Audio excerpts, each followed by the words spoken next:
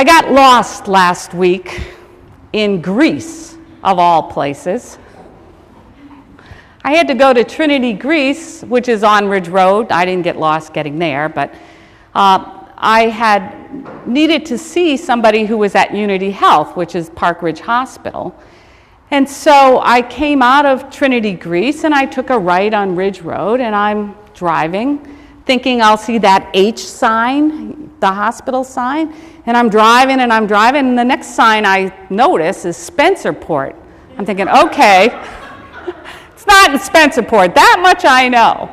And now I'm irritated because I've driven to Spencerport. So, I do what any good person in 2010 does. I get out the cell phone and I call 411 and I ask for Unity Health, and they give me some number of some place, probably in Arizona or something, I don't know. So, that isn't working, and I'm driving aimlessly around, and I'm pulling in, and I'm thinking I'm going to have an accident because I'm not paying attention. So I call Trinity, Greece, humble myself to the secretary, who thinks, wow, this woman is a total complete idiot, because she left here like she knew where she was going.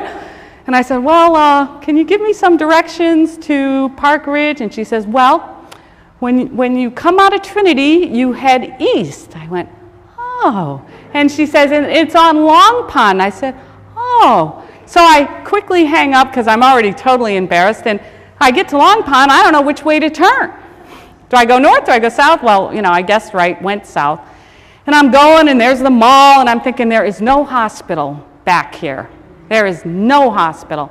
Well, finally, it comes, and I get in the parking lot, and I go see the person. But it's been a long time since I've been lost, because in this day and age, we don't have to be lost.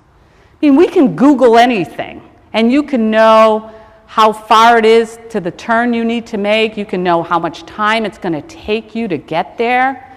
And if you have a GPS, you got somebody yakking at you. And if you're directionally impaired like myself, when I was in high school, the driver ed teacher said to me, you need to put an L and an R on your hands. So when you come in, so I did, and he looked at me, and they were on the wrong hands.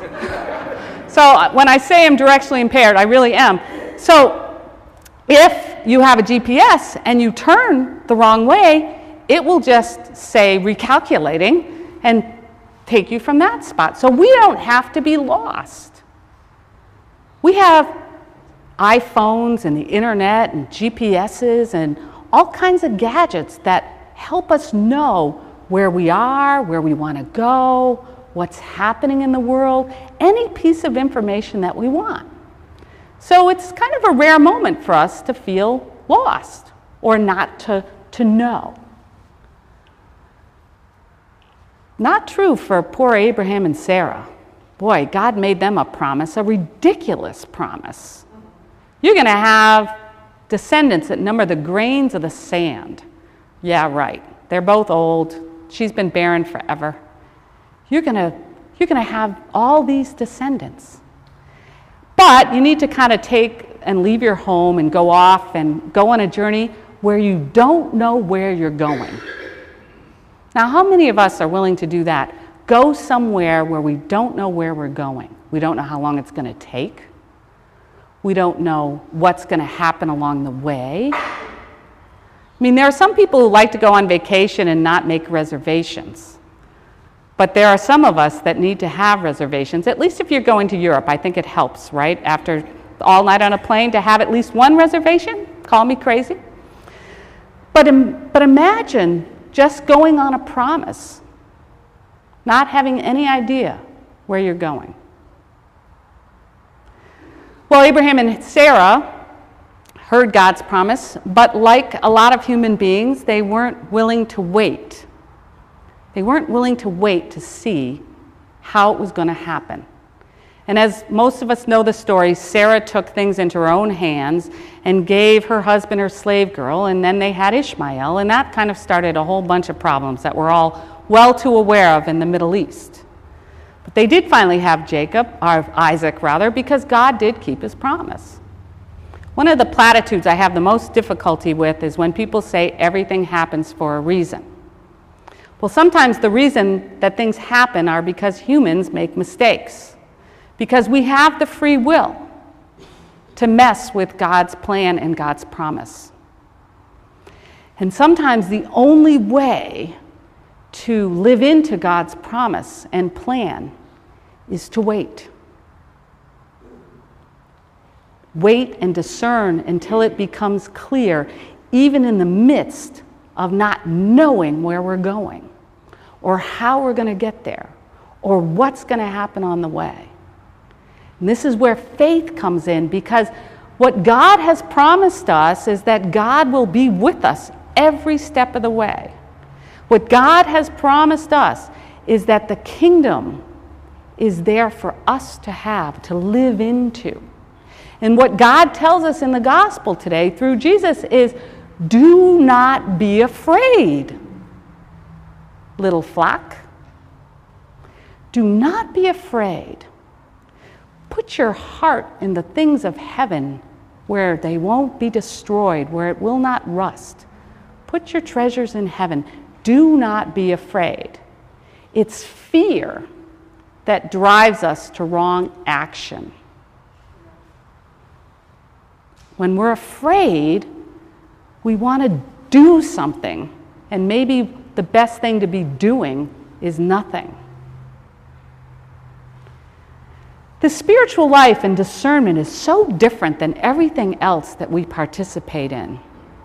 I mean, when I went and got my MBA, they had to sit there and make assumptions and look at data and look at numbers and supposedly make good decisions, right, David? I mean, we can figure this out. And there's a better way to go and maybe a specific desired outcome. But that's not what the spiritual life is all about. Spiritual life is waiting for God to make it clear what we need to do and where we need to go and how we need to get there. And it's uncomfortable. Because in the spiritual life, we have to let God be in control and not ourselves. I mean, think about St. Peter's. For years, there was a wonderful daycare here with children populating the halls and the laughter of kids and being cared for. And then it was time for that to end. And for a year or two, there was nothing in the building during the week. And we wondered, can we keep the building going? Will we be able to survive? And it's hard not to worry or feel frightened that the community that we so love and the building that's had a ministry all this time is going to continue. But then God sent us Prelude. Who would have thought that we would have a structured adult daycare for people with traumatic brain injuries during the week at St. Peter's? None of us could have seen that. But yet we waited and we prayed, and the most important thing was we said yes. We could have been afraid. We could have said, what will happen to the building if we allow these people in to use it? We could have been afraid and said no, but we didn't. We said yes. We said yes to a discernment of bringing God's kingdom closer. So the message today is that sometimes we have to wait. We have to wait until it becomes clear what the next step that God has for us. But we wait knowing that God is faithful to us so that we can be faithful to God. And God has promised us the kingdom. All we have to do is discern where it is, here, now, for us.